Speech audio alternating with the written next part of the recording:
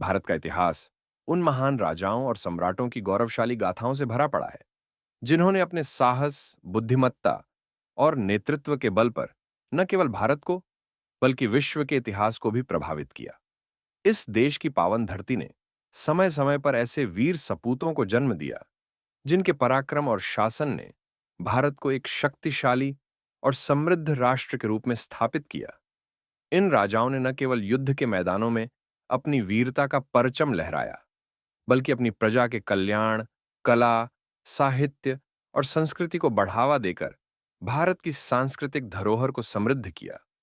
इनके शौर्य की कहानियां आज भी हमें प्रेरित करती हैं और इतिहास के पन्नों में स्वर्णिम अक्षरों में अंकित हैं। हम यहां उन 10 शक्तिशाली राजाओं की कहानी को गहराई से जानेंगे, जिनका नाम न केवल भारत में बल्कि विदेशों में भी गूंजा और जिनके कारनामों ने इतिहास को नया रूप दिया। सबसे पहले बात करते हैं छत्रपति शिवाजी महाराज की, जिन्हें भारत में एक युग पुरुष के रूप में पूजा जाता है। शिवाजी का जन्म 1630 में पुणे के शिवनेरी किले में हुआ था। उनके पिता शाहजी भोसले एक मराठा सरदार थे और उनकी माता जीजाबाई एक धार्मिक और प्रेरणादायक महिला थीं, जिन्होंने शिवाजी को बचपन से ही वीरता, धर्म और नैतिकता का पाठ पढ़ाया। शिवाजी ने बहुत कम उम्र में ही मराठा साम्राज्य की नींव रखी और अपनी बुद्धिमत्ता, साहस और रणनीति के बल पर मुगल और अन्य विदेशी शक्तियों को चुनौती दी। उनकी सबसे बड़ी खासियत थी उनकी गोरिल्ला युद्ध तकनीक, जिसके माध्यम से उन्होंने दुर्गम पहाड़ी क्षेत्रों में मुगल सेनाओं को बार-बार परास्त किया।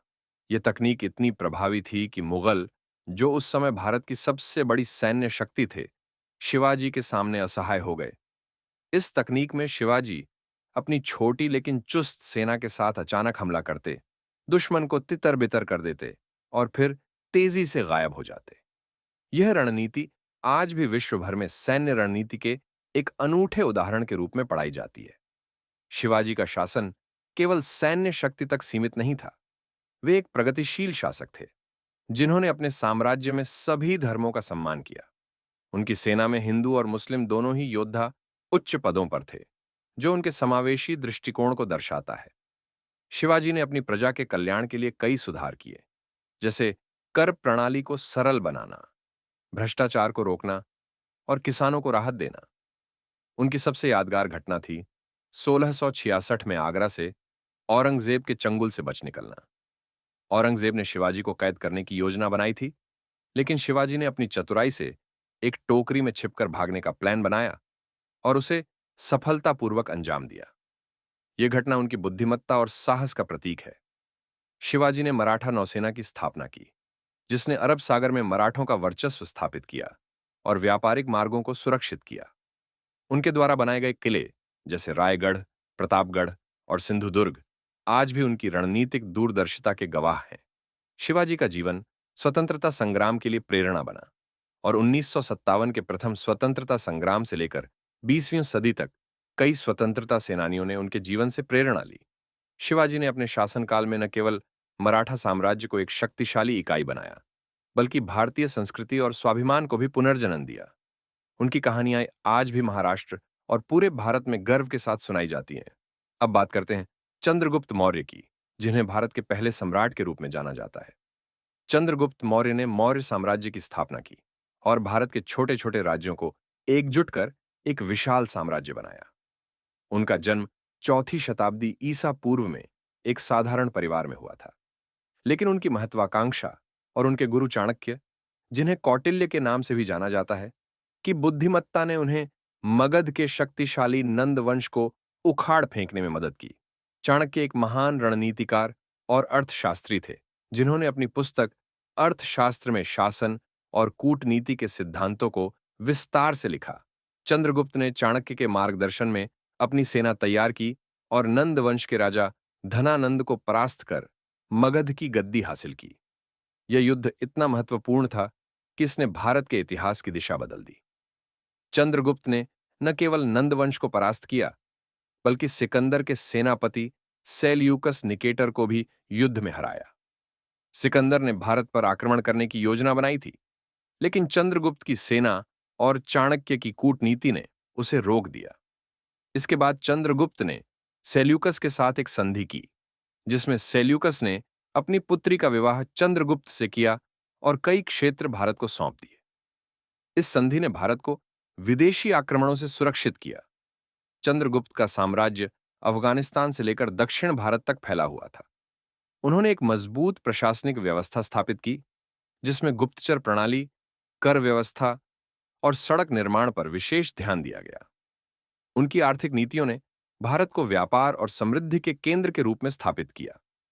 चंद्रगुप्त ने बाद में अपने जीवन के अंतिम वर्षों में जैन धर्म अपनाया और राजपाट त्याग कर एक साधु का जीवन जिया।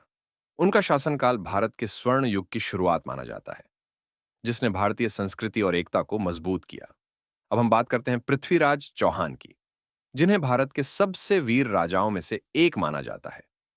पृथ्वीराज चौहान का जन्म 12वीं सदी में अजमेर के चौहान वंश में हुआ था। उनके पिता सोमेश्वर चौहान और माता कर्पूरी देवी ने उन्हें बचपन से ही युद्ध कला और शासन की शिक्षा दी। पृथ्वीराज बहुत कम उम्र में ही अपने बल और बुद्धि के लिए प्रसिद्ध हो गए थे। उनके पिता की मृत्यु के बाद उन्हें अजमेर की गद्दी सौंपी गई और बाद में दिल्ली का शासक बनाया गया। पृथ्वीराज की वीरता की सबसे बड़ी गाथा है तराइन का युद्ध, जिसमें उन्होंने मोहम्मद गौरी के 17 आक्रमणों को विफल किया। उनकी सेना ने गौरी को बार बार परास्त किया, लेकिन 1192 में हुए दूसरे तराइन युद्ध में उनके ससुर जयचंद की गद्दारी के कारण वे हार गए। जयचंद ने गौरी का साथ दिया, जिसके कारण पृथ्वीराज को कैद कर लिया गया और उनकी आंखें फोड़ दी गईं। फिर भी पृथ्वीराज ने हार नहीं मानी। अपने मित्र और कविचंद्र बरदाई की मदद से उन्होंने शब्दभेदी बाण से गौरी को मार गिराया। यह घटना उनकी वीरता और साहस का प्रतीक है। पृथ्वीराज की जीवनी को चंद्र बरदाई ने पृथ्वीराज रासों में वर्णित किया, जो आज भी भारतीय साहित्य का एक महत्वपूर्ण हिस्सा है। पृथ्वीराज की कहानी हमें सिखाती है कि सच्चा वीर अंत तक हार नहीं मानता, भले ही परिस्थितियां कितनी भी विपरीत हों। अब बात करते हैं समुद्रगुप्त की, जिन्हें गुप्त वंश का दूसरा राजा और भारत का नेपोलियन कहा जाता है। समुद्रगुप्त का जन्म 4वीं सदी में हुआ था और उनके पिता चंद्रगुप्त प्रथम ने उनकी प्रतिभा को देखते हुए उन्हें अपना उत्तराधिकारी घोषित किया। समुद्रगुप्त ने अपने शासनकाल में गुप्त साम्राज्य को हिमालय से नर्मदा नदी और ब्रह्मपुत्र से यमुना तक फैलाया। उनकी सेना इतनी विशाल और शक्तिशाली थी कि कोई भी उनसे युद्ध करने की हिम्मत नहीं करता था। समुद्रगुप्त ने न केवल भारत के कई राज्यों को जीता, बल्कि विदेशी शक्तियों को भी परास्त किया। उनके शासनकाल को भारत का स्वर्ण युग माना जाता है, क्योंकि इस दौरान कला, साहित्य और धर्म को बहुत बढ़ावा दिया गया। समुद्रगुप्त स्वयं एक कवि और संगीतकार थे और उनके सिक्कों पर उन्हें वीणा बजाते हुए दर्शाया गया है। उन्होंने अपनी प्रजा के लिए कई सुधार किए, जैसे सड़क निर्माण, व्यापार को बढ़ावा देना और सभी धर्मों को समान सम्मान देना। उनकी नीतियों ने गुप्त साम्राज्य को आर्थिक और सांस्कृतिक रूप से समृद्ध बनाया। समुद्रगुप्त का शासनकाल भारत के इतिहास में एक मील का पत्थर है और उनकी उपलब्धियां आज भी हमें गर्व महसूस कराती हैं। अब हम बात करते हैं राजराज चोल प्रथम की, जिन्होंने चोल साम्राज्य को दक्षिण भारत में एक विशाल शक्ति बनाया। राजराज चोल का जन्म 10वीं सदी में हुआ था और वे चोल वंश के सबसे महान शासकों में से एक थे। उनके शासनकाल को चोल साम्राज्य का स्वर्ण युग माना जाता है। राजराज ने न केवल दक्षिण भारत के कई क्षेत्रों को जीता, बल्कि श्रीलंका और मालदीव तक अपने साम्राज्य का विस्तार किया। उन्होंने हिंद महासागर के व्यापार मार्गों पर चोल वंश का वर्चस्व स्थापित किया, जिसके कारण चोल साम्राज्य आर्थिक रूप से बहुत समृद्ध हुआ। राजराज ने तंजावुर में बृहदीश्वर मंदिर का निर्माण करवाया, जो आज यूनेस्को विश्व धरोहर स्थल है। यह मंदिर न केवल उनकी धार्मिक भक्ति का प्रतीक है, बल्कि चोल वास्तुकला का एक उत्कृष्ट उदाहरण भी है। राजराज ने कला, साहित्य और संस्कृति को बढ़ावा दिया और उनके शासनकाल में चोल साम्राज्य ने सांस्कृतिक और सैन्य दृष्टि से अभूतपूर्व उन्नति की। उनकी नौसेना इतनी शक्तिशाली थी कि उसने दक्षिण पूर्व एशिया के साथ व्यापार को मजबूत किया। रणनीति ने चोल साम्राज्य को विश्व के नक्शे पर एक महत्वपूर्ण स्थान दिलाया। अब बात करते हैं सम्राट अशोक की, जिनका नाम भारत के इतिहास में अमर है। अशोक मौर्य वंश के तीसरे सम्राट थे और उनका साम्राज्य अफगानिस्तान से बर्मा और कश्मीर से तमिलनाडु तक फैला हुआ था। उनकी राजधानी पाटलिपुत्र थी, जो उस समय भारत का सबसे महत्वपूर्ण शहर था। अशोक शुरू में एक कठोर शासक थे, जिन्होंने अपने साम्राज्य को बढ़ाने के लिए कई युद्ध लड़े। लेकिन कलिंग युद्ध, जिसमें लाखों लोग मारे गए, ने उनके जीवन को बदल दिया। इस युद्ध के बाद अशोक ने बौद्ध धर्म अपनाया और शांति का मार्ग चुना। उन्होंने अपने साम्राज्य में बौद्ध धर्म को बढ़ावा दिया और इसे विश्व भर में फैलाया। अशोक ने अपने आदेशों और आदर्शों को जनता तक पहुंचाने के लिए हजारों स्तूप और शिलालेख बनवाए, जिनमें से संची का स्तूप आज भी एक प्रसिद्ध पर्यटक स्थल है। उनके द्वारा बनाया गया अशोक चक्र भारत के राष्ट्रीय ध्वज का हिस्सा है और 4 शेरों वाला चिन्ह भारत का राष्ट्रीय प्रतीक है। अशोक ने तक्षशिला और नालंदा जैसे विश्वविद्यालयों की स्थापना में योगदान दिया, जो उस समय के शिक्षा के केंद्र थे। अशोक का शासनकाल दया, करुणा और शांति का प्रतीक है और उनकी नीतियों ने भारत को एक नैतिक और सांस्कृतिक शक्ति के रूप में स्थापित किया। अब हम बात करते हैं महाराणा प्रताप की, जिन्हें भारत का प्रथम स्वतंत्रता सेनानी कहा जाता है। महाराणा प्रताप का जन्म 1540 में मेवाड़ के सिसोदिया राजवंश में हुआ था।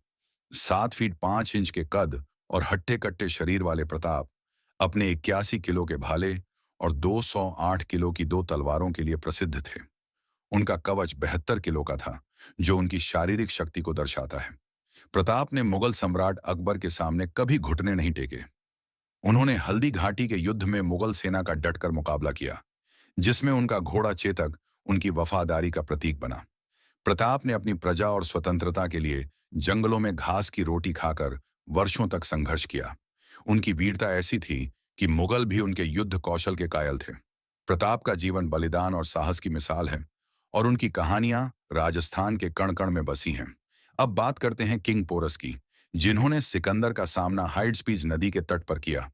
पोरस, जिनका असली नाम पुरवास था, एक छोटे से राज्य के शासक थे, लेकिन उनकी वीरता और शारीरिक शक्ति ने उन्हें अमर बना दिया। 326 ईसा पूर्व में हुए हाइड्सपीस युद्ध में पोरस ने अपनी 20,000 सैनिकों की सेना के साथ सिकंदर की विशाल सेना का मुकाबला किया। उनकी हट्ट-कट्टट बनावट और साहस ने सिकंदर को प्रभावित किया और युद्ध के बाद सिकंदर ने उनसे दोस्ती की। पोरस की वीरता की कहानियां यूनानी इतिहास में भी दर्ज हैं। अब हम बात करते हैं कृष्णदेव राय की, जो विजयनगर साम्राज्य के तुल्लु वंश के शासक थे। 16वीं सदी में उनके शासनकाल में विजयनगर साम्राज्य अपने चरम पर था। कृष्णदेव राय कूटनीति और युद्ध कौशल में माहिर थे। उन्होंने अरब सागर से बंगाल की खाड़ी तक अपने साम्राज्य का विस्तार किया और कई विद्रोहों को शांत किया। उनकी कला और साहित्य के प्रति रुचि ने विजयनगर को सांस्कृतिक केंद्र बनाया। उन्होंने राम मंदिर और 1000 खंभों वाला मंदिर बनवाया, जो आज भी उनकी सांस्कृतिक विरासत को दर्शाते हैं। बाबर ने अपनी आत्मकथा में उन्हें सबसे साहसी राजा बताया। अंत में बात करते हैं हर्षवर्धन की, जिन्होंने 41 वर्ष तक उत्तर भारत पर राज किया। 7वीं सदी में हर्षवर्धन ने अपने पिता और भाई की मृत्यु के बाद गद्दी संभाली। उनकी सेना में लाखों सैनिक और हजारों हाथी थे। उन्होंने साहित्य में रुचि दिखाई और रत्नावली, प्रियदर्शिका और नग्नंद जैसे नाटक लिखे। उनके शासनकाल में भारत ने आर्थिक और सांस्कृतिक उन्नति की। हर्षवर्धन ने अरब तक अपनी सेना भेजी, लेकिन रेगिस्तान में उन्हें रोक दिया गया। ये 10 राजा भारत के इतिहास के रत्न हैं। उनकी वीरता, बुद्धिमत्ता और प्रजा के प्रति समर्पण ने भारत को विश्व में सम्मान दिलाया। उनकी कहानियां हमें सिखाती हैं कि साहस और इच्छा शक्ति से असंभव को भी संभव किया जा सकता है।